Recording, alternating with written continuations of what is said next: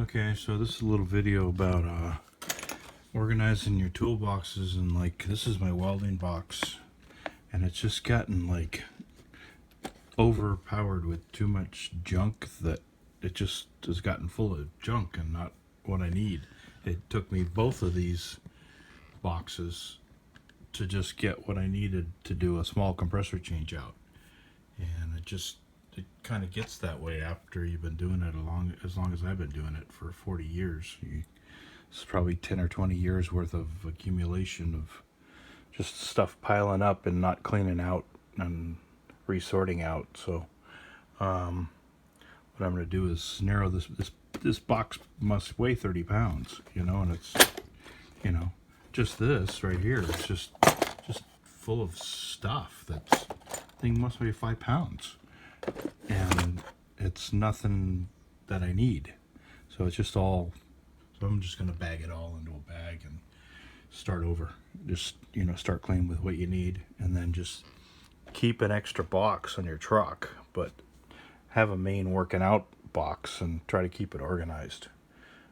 Just trying to get more organized all the time and lighten the boxes, because like I said, this box is like 30 pounds and this one's like 20 pounds or something probably, and I could do it all with one box pretty much, so just kind of narrow it down to exactly what you need.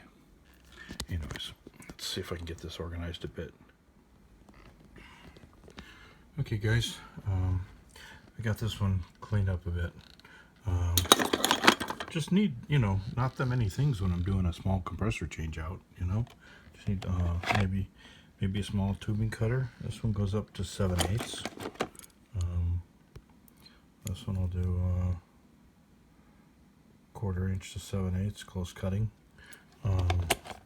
This one for small tubing, some sandcloth. We got the inside tube reamer.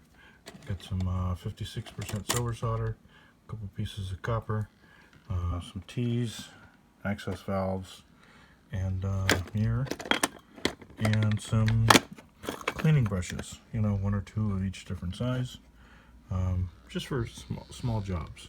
Then I can keep this on the truck if I need to get something, extra that's not out of the norm. So this would kind of be the just light duty, and if you need something special, you can go a little more. And then, you guys got any suggestions for, I think this is about 20 or 30 pounds. God, it's 20 or 30 pounds worth of just miscellaneous fittings. I think what I'm going to do is put them all in one of those separate, excuse me, separate them out and put it in one of those pack out boxes, those red flat pack out boxes. Put all my copper fittings, because I don't have copper fittings here.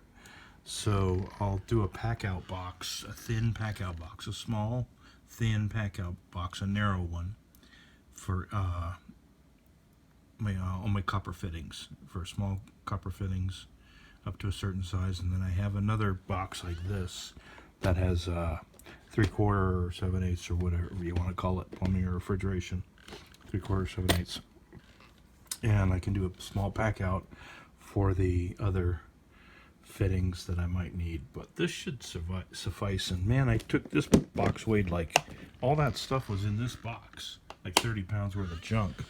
Now this box is like 3 pounds now, the whole box by itself. So instead of lugging that up a ladder, or lugging it up to a roof through a roof hatch or ladder hatch or whatever. So anyways, and then this has some more stuff in it, and then